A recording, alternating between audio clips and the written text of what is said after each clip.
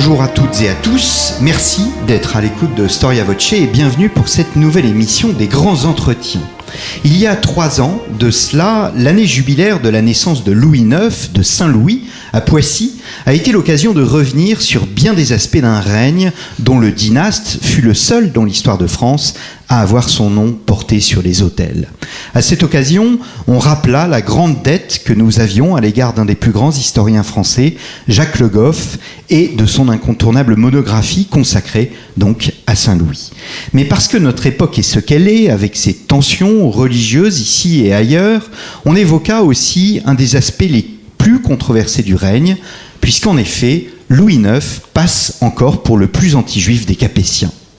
Je vous propose, au cours de cette émission, de briser quelques tabous, de ne pas faire surtout la part belle aux anachronismes, de nous replonger tout simplement dans l'époque médiévale, entre le règne de Philippe Auguste à la fin du XIIe siècle et celui de Louis XII au début du XVIe siècle. Quelle a été dans le royaume de France la place des Juifs? Quel rôle ont-ils joué et quels étaient leurs rapports avec les autorités religieuses et politiques? Peut-on parler d'une politique juive, entre guillemets, des rois de France? Si oui, cette politique était-elle soumise à un idéal religieux ou à un tout autre idéal? C'est ce que nous allons voir avec Juliette Sibon. Juliette Sibon, bonjour. Bonjour. Merci d'avoir répondu à l'invitation de Storia Voce. Vous êtes historienne, maître de conférences d'histoire médiévale à l'université d'Albi.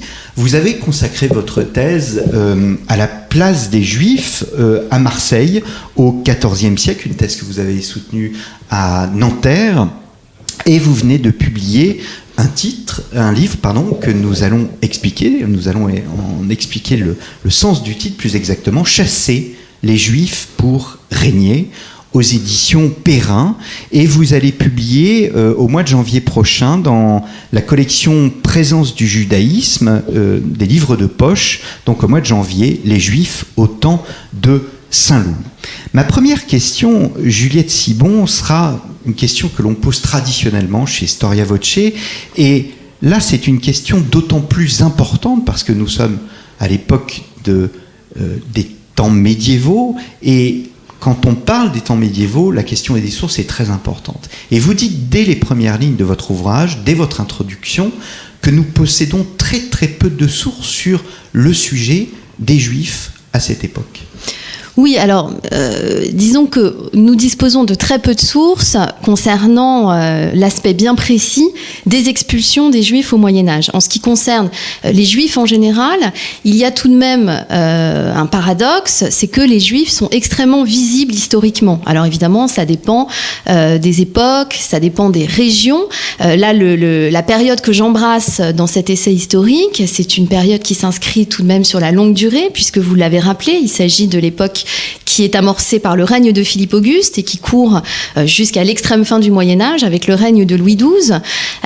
Mais du coup, selon les espaces, les sources sont plus ou moins denses, mais je crois qu'il faut quand même bien insister sur le fait que les Juifs ont laissé des traces substantielles dans les archives médiévales. En revanche, la question des expulsions est beaucoup plus problématique parce que les sources sont souvent lacunaires, souvent peu fiables parce que les auteurs qui évoquent les événements sont postérieurs aux événements, ne les ont pas vécus eux-mêmes.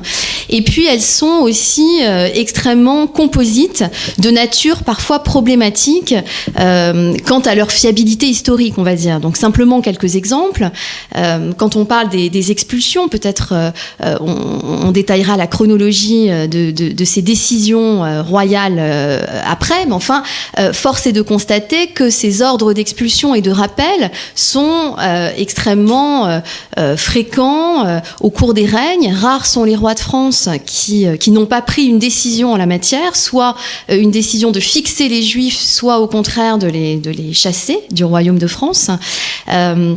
Mais c'est du coup, de ce point de vue-là, en dépit du nombre de décisions politiques qui ont été prises, il nous reste très peu d'archives qui témoignent de la prise de décision. Je pense bien sûr aux ordonnances, par exemple. Donc on a très peu d'ordonnances d'expulsion et de rappel, mais ces événements, on est obligé, on doit, pour le coup, compléter le corpus avec des sources de nature très variées, des chroniques, par exemple, qui sont, je le disais, souvent postérieures aux événements relatés. Quelques témoignages tout de même d'époque, de l'époque de différentes expulsions, et puis peut-être les archives les plus sûres, celles qui nous permettent d'aller au plus près de la réalité des faits, eh bien les archives municipales ou encore les archives royales qui nous permettent, ou encore celles du Parlement, pardon, qui nous donnent des traces explicites de la mise en œuvre de ces décisions politiques. Alors il y a un point qu'il faut dire d'emblée, c'est qu'il faut absolument sortir de nos schémas de pensée du XXe siècle. Ah oui, absolument. Aujourd'hui, quand on parle d'expulsion, évidemment, ce sont des questions extrêmement sensibles qui touchent notamment aux droits de l'homme, au respect des personnes. Bon, là, on est au Moyen-Âge, le siècle des Lumières n'a pas encore eu lieu, les droits de l'homme ne sont pas une préoccupation des médiévaux. Bon. Donc il faut essayer d'envisager la question en évitant non seulement les anachronismes, mais surtout, je crois que c'est vraiment ce qui menace le plus la compréhension de ce type de sujet historique, la téléologie. Essayer de retrouver dans les événements du passé, les événements du Moyen-Âge en particulier, les prémices d'événements qui se sont déroulés ultérieurement, je crois que c'est vraiment un écueil qui a longtemps, et peut-être encore parfois, touché ce qu'on appelle les études juives. Oui, parce qu'en fait, on établit un lien d'égalité entre notre époque et cette époque, alors que ce n'est vraiment pas le cas. Ce n'est vraiment pas le cas. C'est d'ailleurs un exercice très difficile d'essayer de comprendre les événements de manière dépassionnée et puis à l'aune de valeurs qui ne sont pas les nôtres. Alors, il y a un point important, justement, anachronique que l'on fait souvent, c'est qu'on imagine la royauté française, puisque votre étude concerne le royaume de France.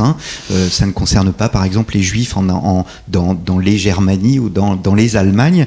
Non, ça concerne vraiment le royaume de France. Et le royaume de France n'est pas du tout un État centralisé tel qu'on peut le concevoir aujourd'hui, et ça, c'est une des grandes leçons de votre livre, c'est de montrer que les choses ne se font pas aussi systématiquement qu'on peut l'imaginer. Oui, tout à fait. Il n'y a pas de systématisme, c'est très important. Alors que le XXe siècle est un siècle systématique, on pense à la persécution des Juifs pendant la Deuxième Guerre mondiale, là, ce n'est pas du tout le cas.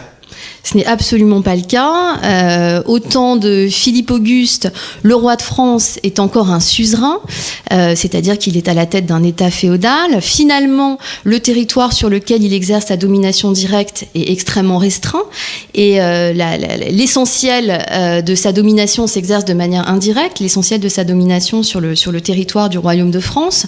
Et justement, cette période que j'étudie, c'est une période de transition. On peut parler de monarchie transitoire, comme l'a évoqué Jacques Le Goff, ou encore de second âge féodal, pour faire référence à Marc Bloch. C'est une période au cours de laquelle l'État moderne se construit de manière non progressive, de manière non linéaire, par à-coups, par échec, par recul en arrière.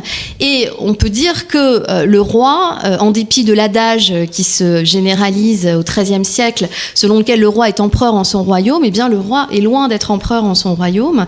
Et l'État monarchique essaie de se construire et le roi essaie d'imposer de plus en plus sa souveraineté, d'étendre la puissance publique et de devenir vraiment un souverain. Est-ce qu'on a une idée, nous sommes donc à la fin du XIIe siècle, est-ce qu'on a une idée du nombre de Juifs dans le royaume de France? Est-ce qu'on a quel était leur rôle? Est-ce qu'ils vivaient à part ou au contraire, est-ce qu'ils se mélangeaient très facilement à la population? Et quelles étaient leurs activités en quelques mots? Alors, en quelques mots, évidemment, c'est extrêmement difficile. C'est extrêmement difficile, mais on peut essayer de donner une idée. Alors, en ce qui concerne les estimations démographiques, bon, vous savez que la démographie médiévale est très incertaine, faute de sources vraiment fiables pour essayer de bâtir des données. Souvent, les données sont le résultat d'équations à plusieurs inconnus, donc il faut évidemment être très prudent. On a très longtemps surestimé le nombre de Juifs dans le Royaume de France, pour des raisons que je vais expliquer ultérieurement, mais simplement pour donner un chiffre qui aujourd'hui est largement revu à la baisse par tous les historiens. On estimait qu'en 1306, lorsque Philippe le Bel expulse les Juifs de tout le royaume, étaient partis sur les routes de l'exil entre 50 000 et 100 000 personnes. Bon. Aujourd'hui, on sait que ces chiffres sont improbables et qu'il faut les revoir à la baisse. Donc, la prudence nous oblige à parler de quelques milliers de Juifs et à rester le plus imprécis possible. Qu'est-ce qui a engendré ces surestimations ? C'est que les Juifs sont, je vous le disais tout à l'heure en commençant cette interview, sont extrêmement visibles dans les sources historiques. Et il est vrai que les Juifs étaient probablement peu nombreux. Quand on dit quelques milliers, ça représente vraiment 1% peut-être, 2% maximum de la population totale du royaume. En revanche, il y avait de nombreuses communautés juives. Dans des grandes villes, bien sûr, dans des villes moyennes, dans des petites villes, même aussi dans des villages. Donc, une présence extrêmement dispersée à l'échelle de tout le royaume, des communautés nombreuses qui n'ont pas forcément une existence en continu, qui peuvent éventuellement disparaître, réapparaître pour des raisons contraintes ou non contraintes. On ne sait pas forcément toujours très bien, ça reste assez sombre. Mais une grande visibilité.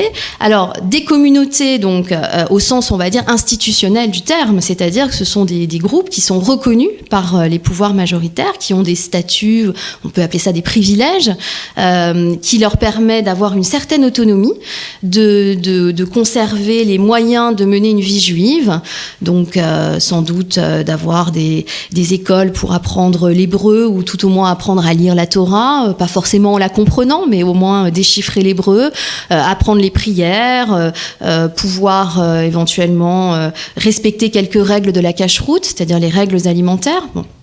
Et puis peut-être encore d'autres aspects.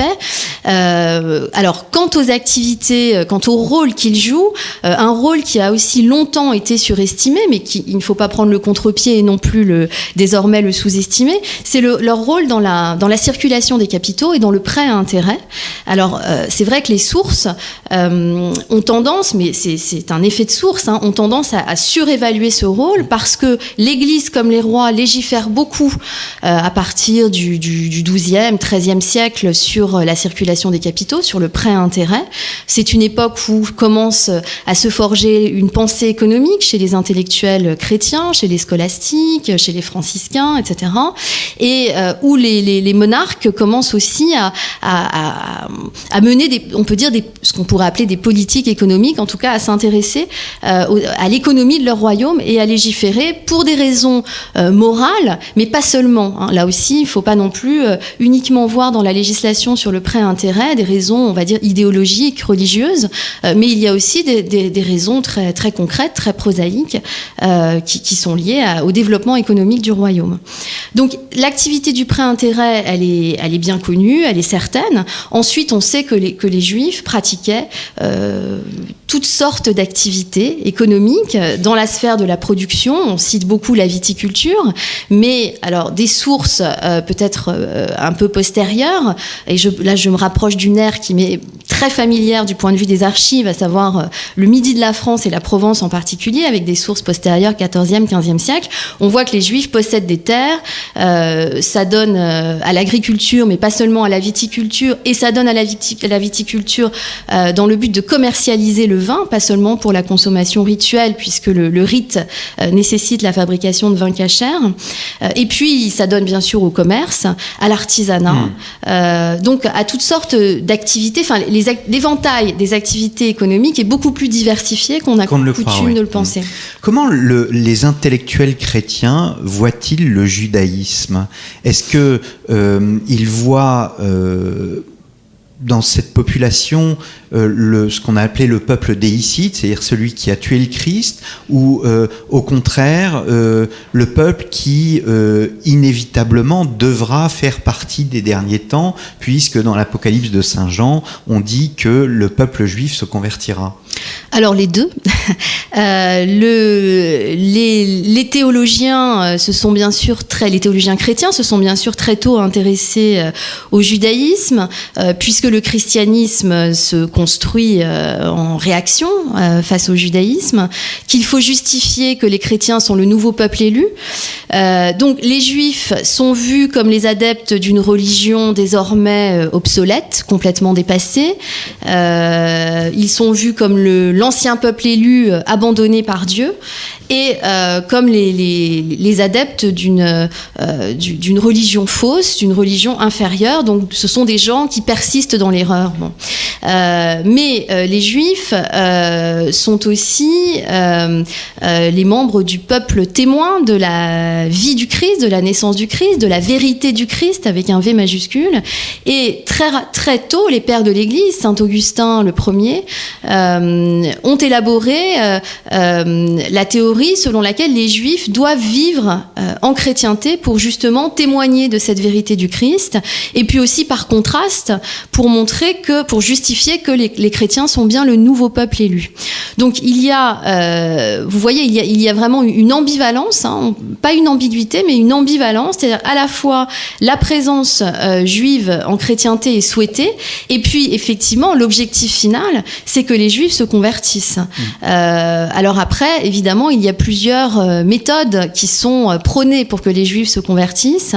La méthode, on va dire officielle, mais bon, qui a évolué et qui s'est enrichie à certaines époques, mais la méthode idéale, c'est bien sûr que les Juifs vivent parmi les chrétiens et au contact des chrétiens, eh bien, soient finalement convaincus de la vérité du Christ et se convertissent de manière tout à fait volontaire et par conviction. La papauté protège les Juifs ? La papauté protège les Juifs, donc la papauté reprend à son compte la théorie augustinienne de la présence juive en chrétienté. La papauté donc affirme son devoir de protection sur les Juifs, justement en tant que peuple témoin de la vérité du Christ. Et puis, alors quand on parle de protection, hein, là encore, c'est peut-être un terme qui mérite d'être précisé. La protection pour nous, c'est assez univoque, c'est forcément positif. Au Moyen-Âge, la protection est plutôt synonyme de juridiction, de contrôle juridictionnel. Donc, le pape protège les Juifs, c'est-à-dire qu'il interdit les conversions forcées, il interdit qu'on porte atteinte à leur personne et à leurs biens, qu'on profane les cimetières juifs, mais évidemment, ce faisant, la papauté affirme sa juridiction exclusive, ou en tout cas qui souhaite l'être exclusive sur les Juifs. Alors, évidemment, le fait qu'il y ait une protection pontificale, quand on parle du pouvoir du pape, on a en face le pouvoir du roi, et on s'aperçoit que les intérêts et les perceptions sont différentes. On y reviendra plus tard. Je voudrais m'arrêter sur le règne de Philippe Auguste. Et sur le règne de Philippe Auguste, il y a ce que vous appelez le volte-face de Philippe Auguste. Il y a deux pôles. En 1182, il y a l'édit d'expulsion, et en revanche, quelques années plus tard, en 1198, il ordonne leur rappel. Oui, alors effectivement, à l'échelle du règne de Philippe Auguste, on observe ce que finalement on observe à l'échelle de toute la période que j'ai considérée, c'est-à-dire une apparente versatilité. Vous l'avez dit, Philippe Auguste expulse les Juifs, alors précisons, de son domaine royal uniquement, c'est-à-dire c'est un petit domaine. C'est un petit domaine qui correspond en gros à l'Île-de-France, avec une petite excroissance au nord jusqu'à Compiègne et puis au sud jusqu'à Bourges. Donc alors vraiment, c'est un point. Je me permets de vous couper parce que quand on parle de l'expulsion des Juifs, en fait, ils ne vont pas à l'étranger, comme par exemple sous le règne de Louis XIV, les protestants qui sont allés en Suisse ou en Allemagne. Là, ils vont en Champagne ou bien dans le sud de la France. Exactement. Ils émigrent, ils partent probablement au plus près. Et chaque fois qu'on en a les traces, c'est ce qu'on constate. Alors avec peut-être l'idée de revenir, ou tout simplement parce qu'ils ont des conditions d'accueil, ils ont des liens familiaux. Bon, voilà. Mais bon, ça c'est déjà une première chose. Et en 1198, vous l'avez dit, il rappelle les Juifs de son domaine. Bon, donc c'est quelque chose, c'est une politique qui interpelle. On peut se poser la question qu'est-ce qui préside à ce genre de décision à 16 ans d'intervalle? Est-ce que en 1182, Philippe Auguste est sur le trône depuis 1180? Est-ce que c'est une erreur de jeunesse? Est-ce qu'ensuite il réfléchit, il se dit non, finalement, c'était pas une bonne idée. Bon, c'est peut-être un peu, on peut peut-être essayer de creuser davantage les raisons et peut-être d'essayer d'exhumer un peu plus de cohérence qu'il semble y en avoir en apparence. Alors, vous montrez dès le règne de Philippe Auguste que cette politique contre les Juifs, mais on va mettre d'un grand guillemet à cette politique contre les Juifs parce que vous l'avez dit par ailleurs, il n'y a pas de politique à l'égard des Juifs. Elle s'inscrit dans ce que l'on remarque sur le plan institutionnel, à savoir un renforcement ou l'embryon de ce qu'on appellera l'État moderne. Oui, quand je dis qu'il n'y a pas de politique juive, ce que je veux dire très clairement, c'est que il n'y a pas de politique définie par l'idéologie, par la volonté de définir une politique spécifique à un groupe que l'on veut rejeter, que l'on met à part et que l'on discrimine. En revanche, on peut éventuellement dire qu'il y a une politique en direction des Juifs, mais cette politique, du coup, formulée ainsi, elle nous autorise à envisager d'autres moteurs. Et vous me parliez tout à l'heure de la protection du pape, et on a défini protection plutôt comme synonyme de juridiction. Ce qui est frappant, en effet, quand on regarde toutes les mesures politiques prises en direction des Juifs, c'est de constater que les Juifs sont toujours au cœur de conflits de juridiction, de conflits de pouvoir, de conflits territoriaux. Et c'est principalement ça qui en font des victimes, si vous voulez, entre guillemets, des victimes récurrentes des différentes politiques. Et non pas le fait que les Juifs soient détestés, ce qui est un fait par ailleurs. Il ne faut surtout pas sous-estimer l'antijudaïsme médiéval. Il est bien présent, il est très fort. Les rois détestent plus ou moins les Juifs pour ce qu'on peut en savoir. Pour le cas de Louis IX, sa réputation d'anti-juif, elle n'est pas complètement usurpée. Lui, il détestait personnellement les Juifs. Bon. Mais de là à dire qu'il a défini une politique en fonction de cette détestation personnelle, il faut faire attention. Alors, je reviens sur l'idée, c'est sous Philippe Auguste, il y a je vous lis, en remportant la bataille de Bouvines en juillet 1214, il triompha de la féodalité et de l'étranger coalisé, il assura sa suzeraineté, renforça autour de lui la cohésion de l'ensemble des territoires conquis et s'affirma face aux grands souverains de l'époque. Et pourquoi vous écrivez cela ? Parce que précisément, on a l'impression que ces hommes, ces Juifs, font partie de cette affirmation de la suzeraineté. Oui, tout à fait. Alors, ce qui permet d'en arriver à cette idée, d'abord, effectivement, c'est de tenir compte du contexte politique qu'on a déjà évoqué et de cette jeunesse de l'État moderne qui passe par plusieurs vecteurs. Vous venez d'évoquer les conquêtes territoriales, bien sûr, soit par la guerre, soit éventuellement par d'autres aspects, par le mariage, par exemple. Mais il y a aussi d'autres vecteurs qui permettent de poser des jalons, et en particulier quelque chose qui se développe vraiment un peu avant le règne de Philippe Auguste, qui est ce qu'on peut appeler le pouvoir édictal, c'est-à-dire le fait de gouverner de plus en plus par ordonnance et de moins en moins par établissement, stabilimenta en latin, c'est-à-dire d'essayer d'émettre de plus en plus des actes unilatéraux en quelque sorte, qui manifestent la seule décision du roi à l'échelle de tout le royaume, et de gouverner de moins en moins par stabilimenta, c'est-à-dire par convention, par accords bilatéraux, trilatéraux, enfin des négociations avec plusieurs grands du royaume. Alors ce passage ne se fait pas de manière linéaire, mais il se trouve que quand on observe les ordonnances qui sont promulguées depuis Louis VII jusqu'à Louis XII, on est frappé quand même de voir que les rois de France ordonnent beaucoup au sujet des Juifs. Donc il y a cette concordance entre le gouvernement par ordonnance, qui a vraiment une visée bien précise, qui est d'affirmer la souveraineté, et les objets sur lesquels le roi statue, et notamment les Juifs. Et puis, effectivement, même dans les conventions, on se rend compte aussi que la question des Juifs est extrêmement fréquente et le fruit sans cesse de discussions autour de la juridiction. Les Juifs sont à moi, non, ils sont plutôt à moi. Et il y a toujours des tractations qui tournent autour des Juifs, de la légitimité à les taxer, de la légitimité à capturer leurs biens, à s'approprier leurs biens et leur argent, de la légitimité aussi à leur imposer un signe distinctif à partir de la fin du XIIIe siècle. Bon, tout un tas de mesures qui peuvent les concerner. Donc, effectivement, les Juifs semblent vraiment être une question éminemment politique et qui s'inscrit, qui plus est, dans ce contexte d'affirmation du pouvoir. Mais alors, une ordonnance, c'est comme au fond une loi aujourd'hui, c'est qu'elle peut être appliquée ou ne pas être appliquée. Or, vous montrez très bien, et ce sont les premières lignes du chapitre qui est consacré à Saint-Louis, que vous avez appelé le projet inabouti de Louis IX, vous décrivez le fait que les expulsions de Juifs, en fait, nous n'en avons aucune trace véritablement. On n'en a aucune trace, alors sauf celle de 1306 et puis celle de 1394 aussi.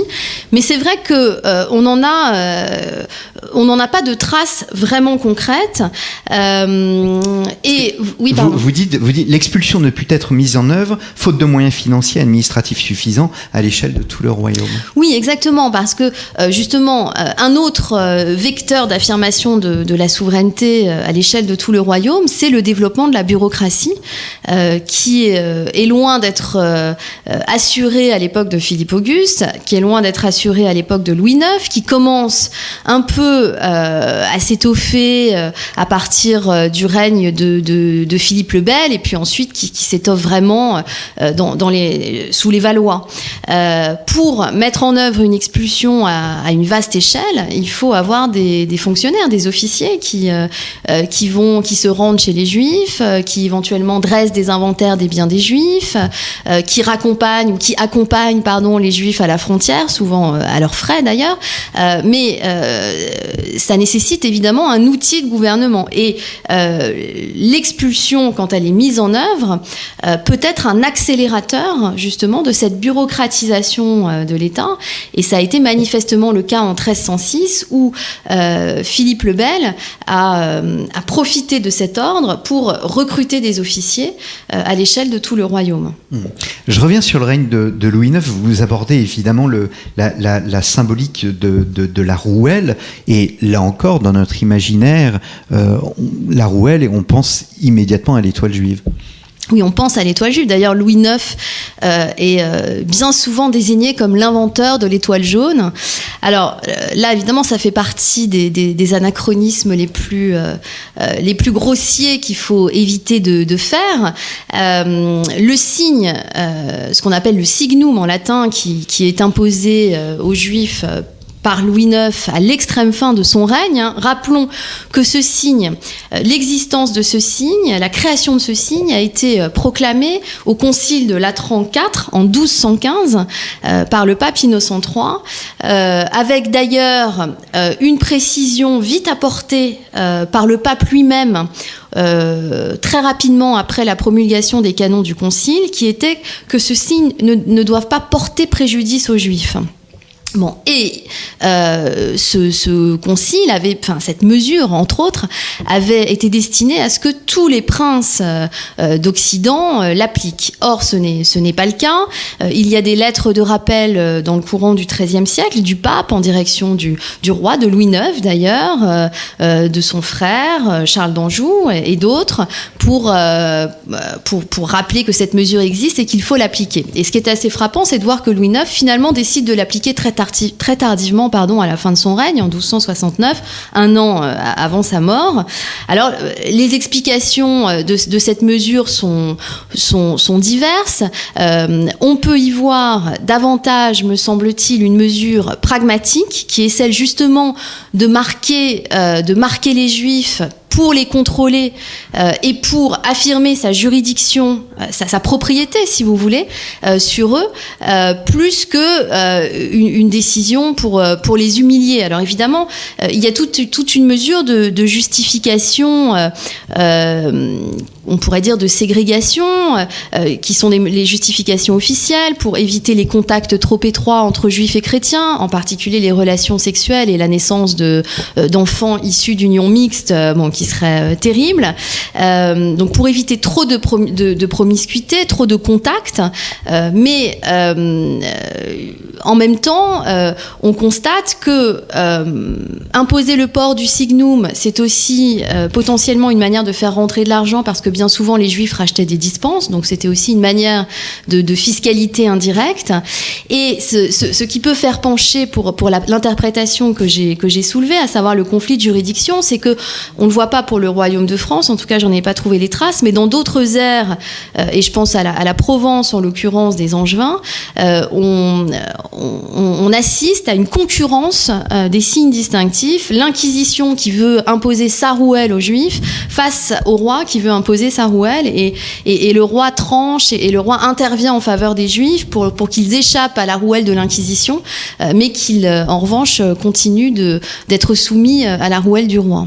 À un moment, il y a à Troyes, il y a une mise à mort de Juifs, et vous montrez que Philippe le Bel condamne très clairement l'Inquisition sur le sujet. Oui, effectivement, et son représentant sur place, le bailli de Troyes en 1288, qui, lors de cette affaire, qui est une affaire de meurtre rituel, qui conduit une partie des élites de la communauté à subir l'ultimatum de la conversion ou de la mort, et qui choisit la mort et qui finit sur le bûcher.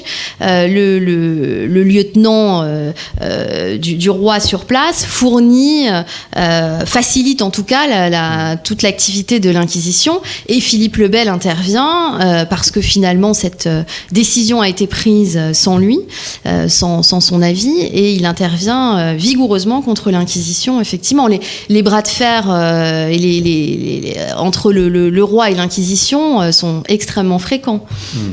Je reviens sur Philippe le Bel.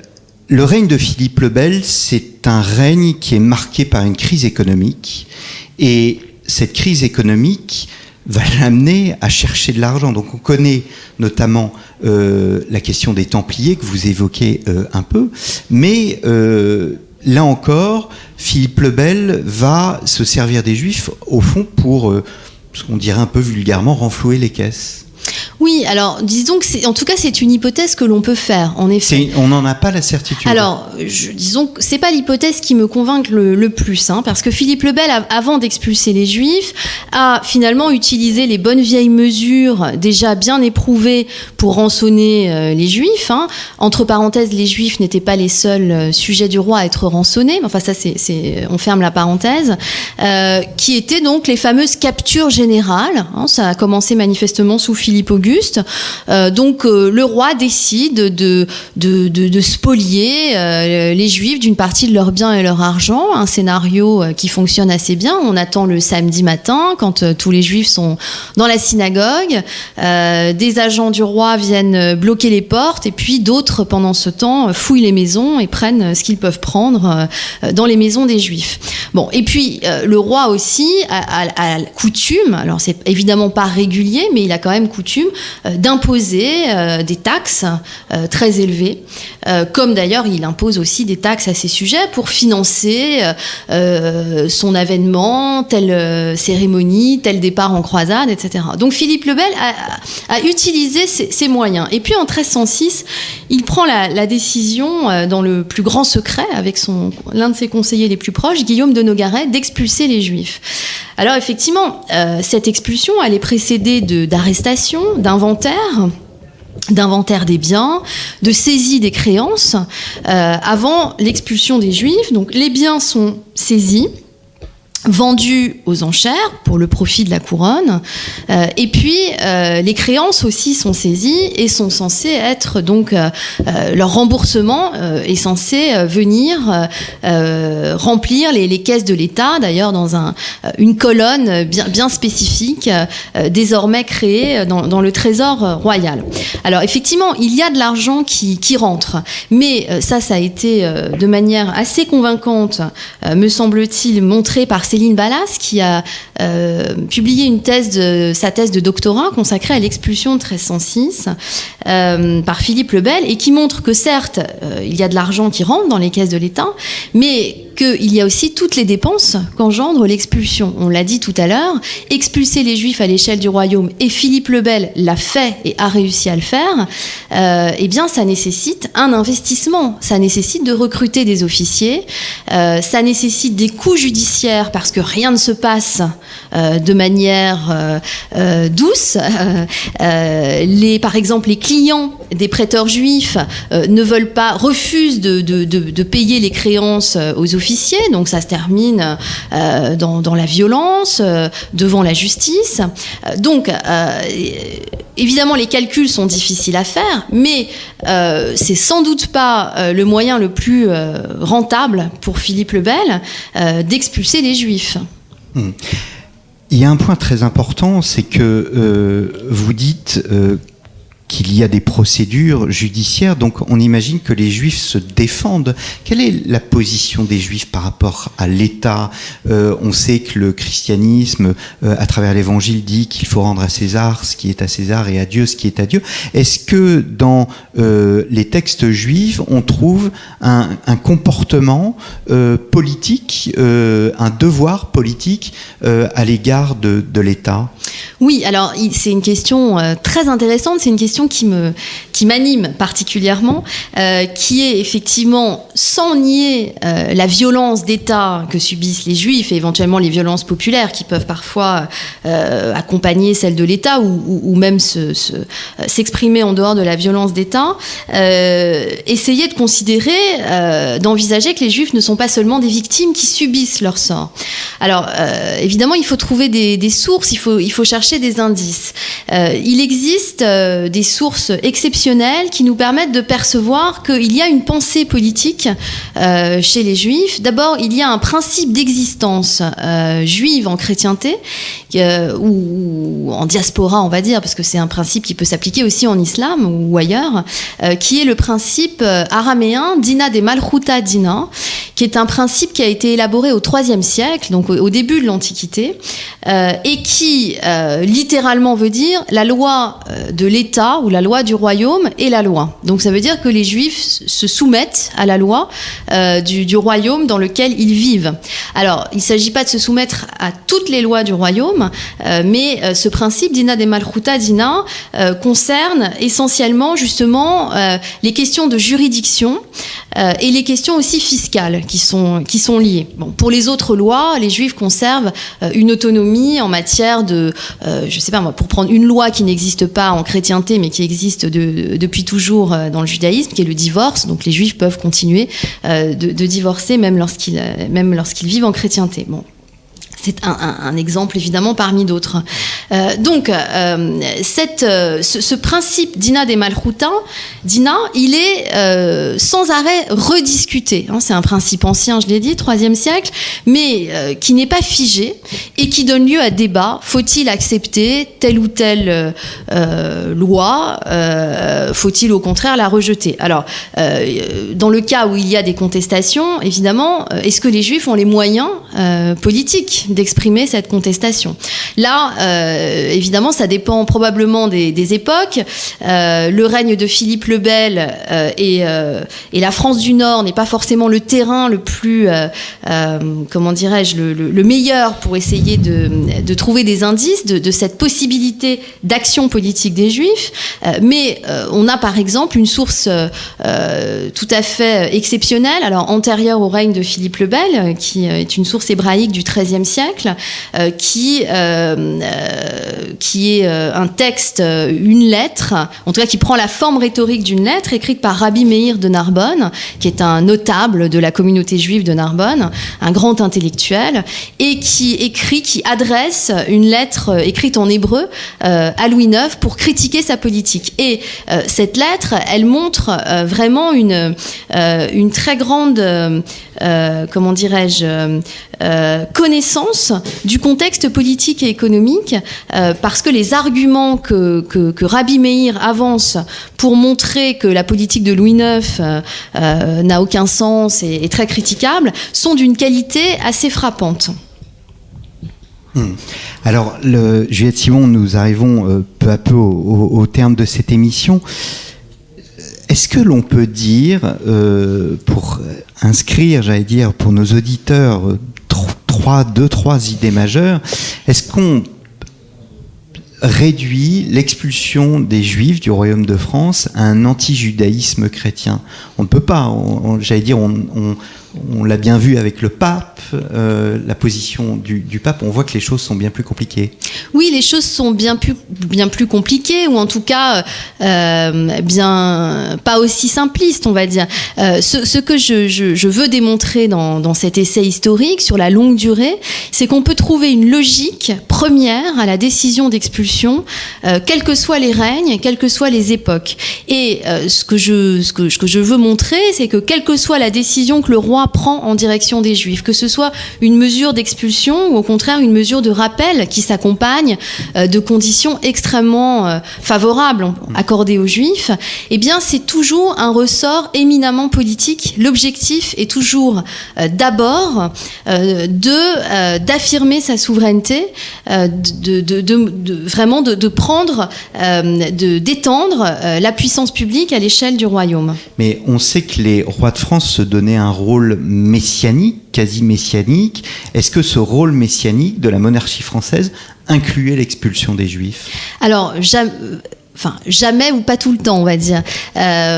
Effectivement, cette autre Jérusalem que la France, petit à petit, prétend être, à partir du règne de Louis IX en particulier, elle n'a pas pour vocation, même si c'est une Jérusalem qui doit être chrétienne et qui doit être fondamentalement chrétienne, elle n'a pas explicitement pour vocation d'expulser les Juifs, de les rejeter totalement de la chrétienté par une décision politique. Donc il n'y a pas de théorie, il n'y a jamais de discours théorique. On peut trouver évidemment. Il n'y a pas en tout cas de discours unanime, construit, que ce soit par l'Église ou que ce soit par l'entourage, les légistes du roi, qui théorisent l'expulsion des Juifs. On peut trouver quelques textes ici ou là de prédicateurs exaltés, mais ce n'est pas constitutif de la politique royale médiévale. En revanche, à vous lire, on voit que la couronne utilise en quelque sorte les Juifs, mais parmi d'autres moyens, pour affirmer son autorité. Oui, par exemple, si on observe le contexte immédiat, politique immédiat dans lequel Philippe le Bel prend cette décision, on voit que cette décision, elle fait partie de tout un volet de mesures qui vont dans ce sens. Eh bien, Juliette Sibon, merci beaucoup. Merci à vous. Je rappelle votre ouvrage, donc Chasser les Juifs pour régner, un livre paru aux éditions Perrin, qui est disponible donc, et à partir du mois de janvier prochain, Les Juifs au temps de Saint-Louis, donc un ouvrage paru au livre de poche dans la collection Présence du judaïsme. Merci beaucoup, merci à nos auditeurs pour leur fidélité, et je leur dis à la semaine prochaine pour un nouveau numéro des grands entretiens de Storia Voce.